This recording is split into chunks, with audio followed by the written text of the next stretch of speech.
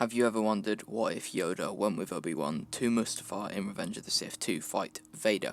Well, if you've ever wondered that and you haven't seen the part 1 to this part 2 of a fanfiction, you're going to need to, and I cannot stress enough how much you will need to, watch part 1 first. I'm not just promoting the first video for no reason, you need to see it. If you have already seen it, this is going to be picking up exactly where we left off with the Maul cliffhanger, so yeah. I just want to say, remember to like and subscribe if you enjoy this video by the end of it, and comment what you think. So we're going to get straight on with it.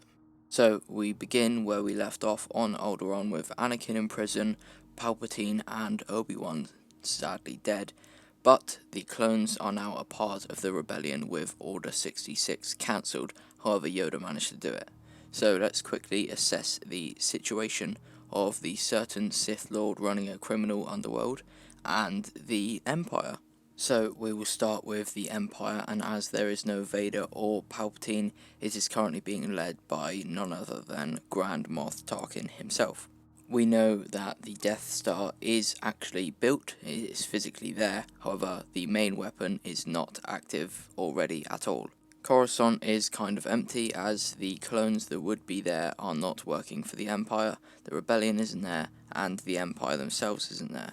But the point is that the Grand Army of the Republic, like military ships and stuff, is actually there available.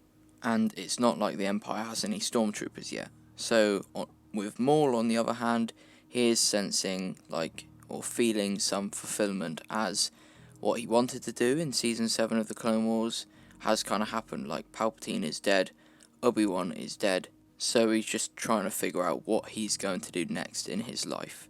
Okay, let's begin for real now. Bail Organa decides to head back to Coruscant with everyone, as it is now safe due to the clones Order 66 being deactivated. This includes Anakin, as he realizes he isn't and won't become stronger than the combination of the Jedi before him. Yoda, Ahsoka, etc. He has no choice but to give up the dark side. This is even more realistic when you consider his motivation for turning to the dark side was Padme dying in childbirth, which obviously didn't happen, so who he's in love with is still alive. Yoda can actually sense Anakin's anger level slowly release from him, and him become more peaceful on their journey over to Coruscant. However, I do want to say Yoda does not fully trust Anakin yet, and keeps him in handcuffs and stuff like that. When they arrive on Coruscant, they settle down and life is normal for a long period of time, as the Empire has no army and Darth Maul has not made up his mind yet, until he realizes that he has the opportunity of galactic level power. What if he was in place of Palpatine at the lead of the Empire? So word gets to Tarkin that Maul actually wants to meet up with him civilly, but Tarkin only agrees to a hologram meeting, as he knows the chances of Maul killing him. Maul proposes that as there is no Vader or Palpatine, he could lead the Empire with Tarkin and let Tarkin handle the politics and the general decision making, but Maul can be an overseer and an advisor on the military with the highest authority, and a general high level member of the Empire with a lot of impact on the decisions that they make. Tarkin, not really seeing another way for the Empire to succeed, he accepts, and then Maul, with a few members of Crimson Dawn of high importance, travel to the Death Star, where Maul begins to plan what is next for him, the Empire, etc. etc. Maul meets with Tarkin on the Death Star and says, "We are in need of an army, for I have discovered that a Jedi survivor has deactivated the order on the clones to kill the Jedi, so the rebels have the whole army at their side." Look, I don't want to hear any slander of my impressions. I know it's bad, but it sounds better than me just talking normal, trying to speak how they would, but with just my normal voice. Tarkin then replies, "It has come to my attention, but how do you suppose we just simply gather an army?" As the Geonosians have not yet been wiped out by the Empire in this timeline, Maul suggests how they should reactivate the droids, as they were only recently shut down and the factories would likely still be able to reactivate. Tarkin agrees and contacts the Geonosians and orders them to reactivate all droids that they can and restart the working of the factories. This eventually leads to the Empire basically having the separatist army, but just probably a little bit of a smaller scale. So now, in the form of Rebellion versus Empire, it is basically Grand Army of the Republic versus Separatist Army already again.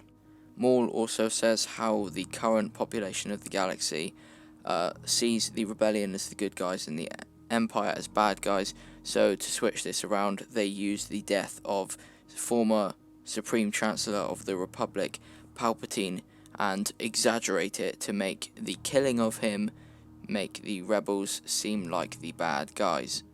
They do this by spreading propaganda about it, much like they did to have people join the Empire, and eventually the tide does turn and the Empire is seen like the rebellion fighting back against the bad guys, which are seen by many to be the rebellion now.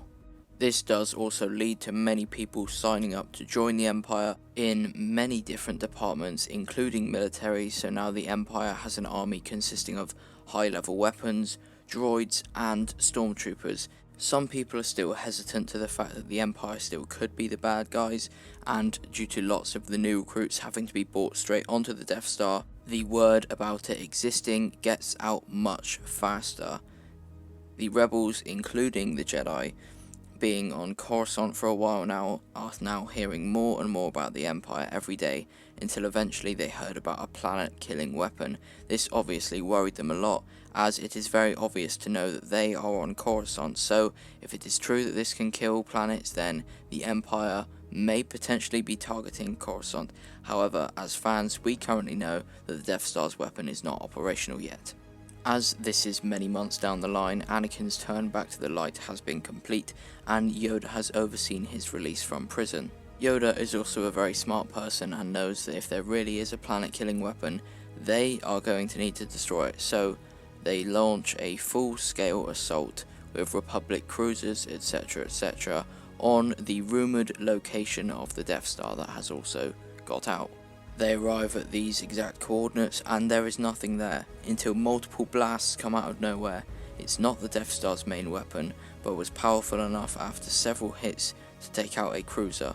Maul, as it turns out, has overseen and instructed the development of many smaller weapons, less destructive, to defend the Death Star whilst in development, whilst also installing a cloaking device to hide the Death Star before it is ready to be used to its full power.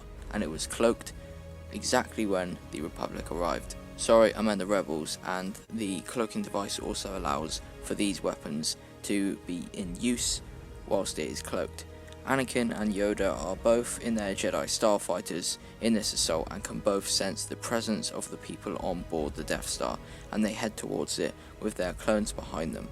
The Death Star comes out of cloaking and vulture droids are released whilst Yoda and Anakin fly separate ways around the Death Star, trying to find a weakness, as shots from the cruisers cannot do anything to it. Moments later, a bunch of TIE fighters are released too from the Death Star, while the Republic cruisers being used by the Rebellion activate their shields to defend themselves from the Death Star's miniature weapons themselves. Eventually, Anakin sees a hole in the Death Star, the same one that Luke shot through originally, and contacts Master Yoda and instructs him that he's going to need a lot of cover whilst he goes in for the kill. The Vulture droids and TIE fighters are picking off the clone troopers one by one, until eventually, all of a sudden, about half of the Vulture droids and TIE fighters behind him are taken out within an instant, as Mandalorian starfighters arrive, as Bo-Katan is there to return the favour that the Republic gave to them in Season 7 of the Clone Wars by helping out on Mandalore. Anakin nears the hole and inhales deeply as he hears Qui-Gon speak to him, saying, "Anakin, feel, do not think, redeem yourself and fulfill the prophecy," as Anakin releases 2 proton torpedoes into the hole of the Death Star as they fly away. Tarkin and other high members of the Empire are dead, including Darth Maul, and what happens following this is basically they live happily ever after. Luke and Leia grow to become super powerful Jedi, but the rest of the Empire and the Geonosians running the factories still have to be wiped out first, but at the end of the day, the good guys win. Until eventually, nah, I'm joking, the good guys do really win. They go back to Coruscant, they settle down, they form the New Republic much earlier with many of the same senators. So yeah, that is going to be part 2 out of 2 for What If Yoda went to Mustafar with Obi-Wan to fight Anakin. Moral of the story, Obi-Wan dies, Palpatine dies, the good guys win, Anakin turned back to the light, Empire is defeated, Maul is dead as well after joining the Empire. So yeah. Thank you so much for watching. Like I said at the start, if you enjoyed, remember to like and subscribe. As of filming, I'm very close to 1.6k, but I hit 1.5 yesterday, so thank you very much for that. Let's get to 2,000 very soon, and yeah, thank you for watching. Comment what you thought, and in a bit.